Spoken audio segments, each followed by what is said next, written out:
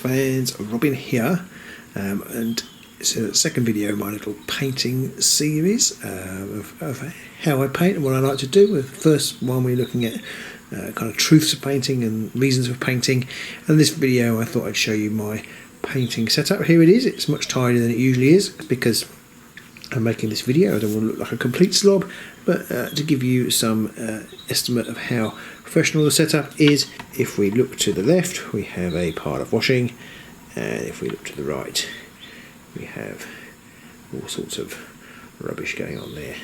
That's my children's playing area. That's my son's office desk for his homeschooling.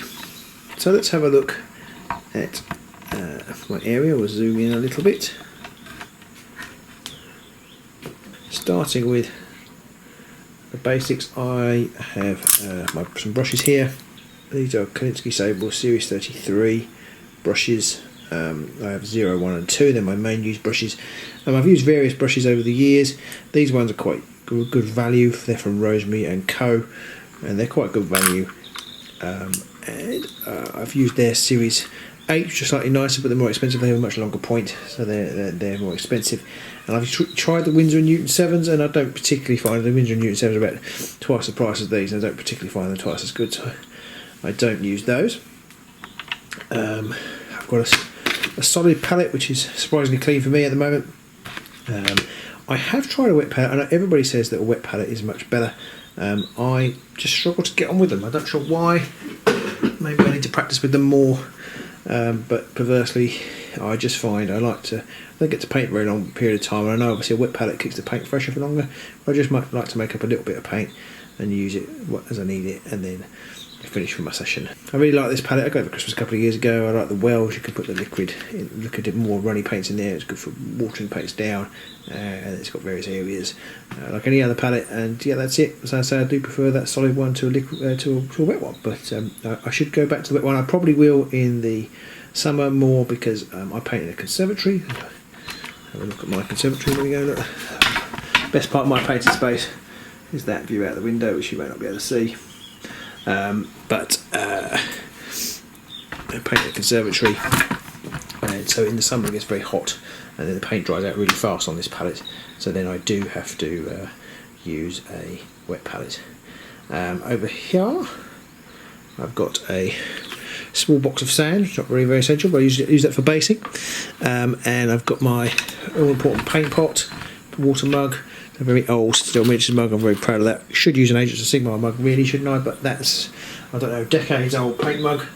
What else have I got? Other exciting features? Well, this feature, Milky, one of our patrons, really likes this feature of my setup.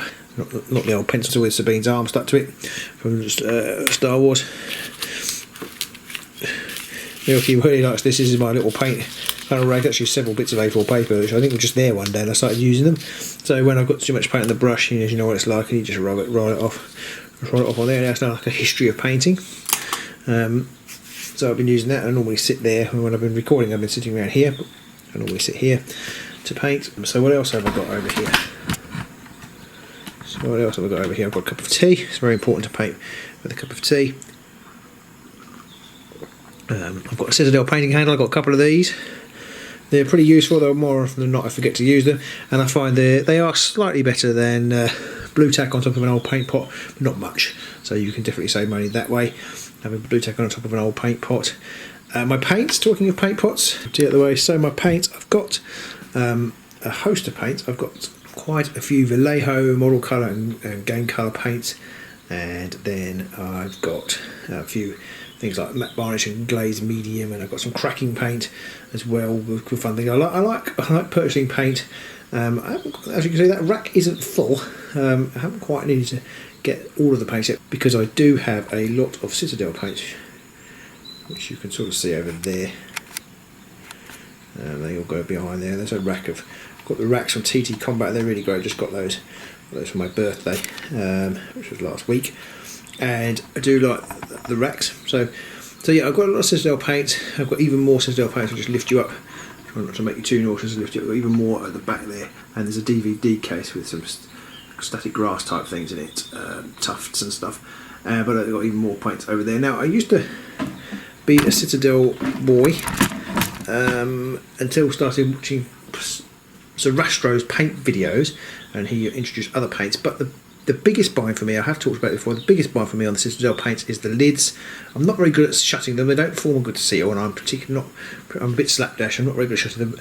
But even if I do shut them properly, they often dry out, particularly, as I say, in the summer and it gets warm in here. I do actually have to store the paints in a different room.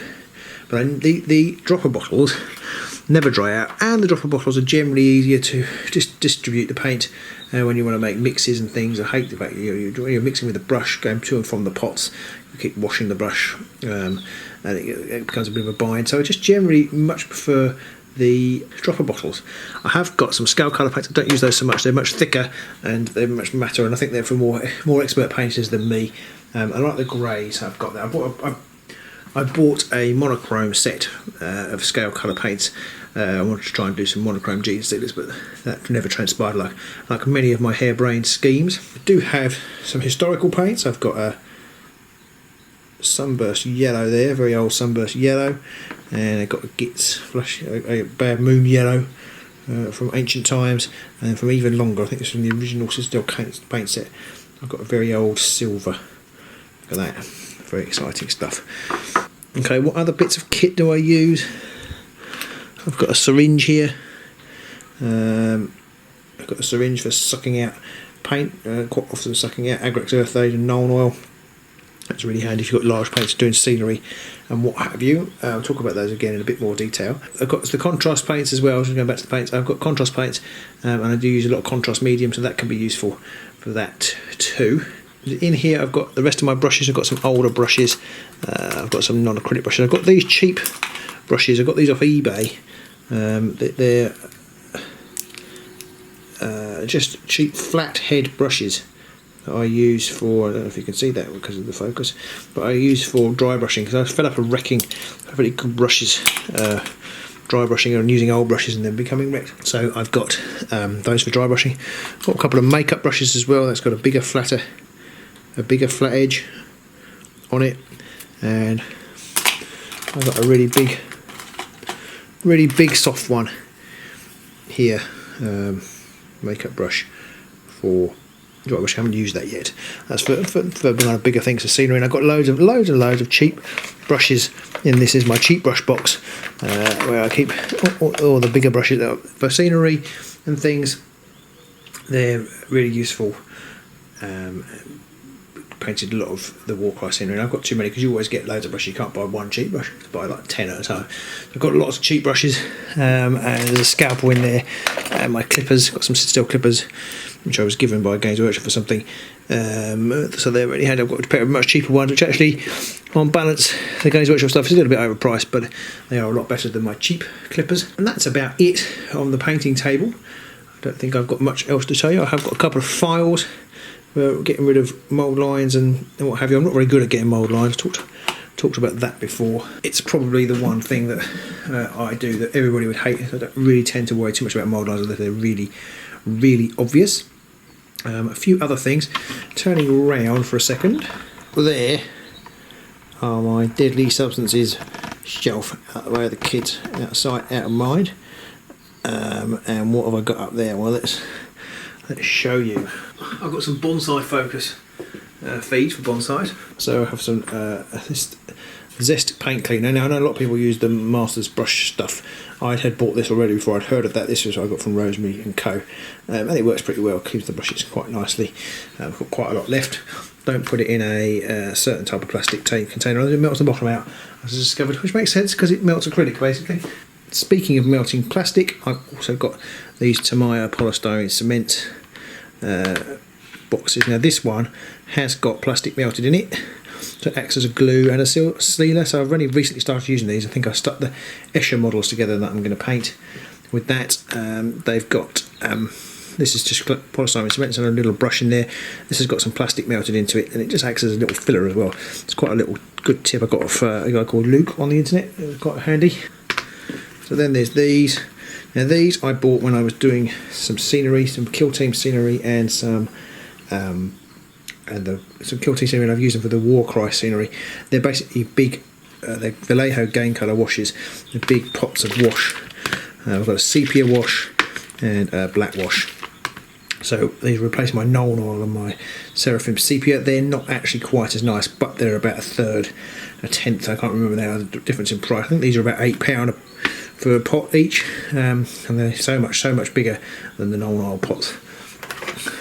There's a Nuln Oil pot for comparison. It's not quite as nice to finish, but it's definitely worth it. Particularly great if you're going to do scenery. I know people do make their own dip washes, but I didn't know about doing that when buying these, so I've got them and they're handy, but I keep them out of the way. The problem with the sepia one is that for some reason the lid keeps sticking and it flies everywhere when I open it. Finally, I've got this box that normally sits in the garage. It's got my primer in it. So it's all Games Workshop stuff. I haven't branched out into car parts or Rust-Oleum or anything from Halfords. I've got this a little bottle of Sigmar fine surface primer, which is really nice. That's another Zarastro tip. I really struggle with white primer.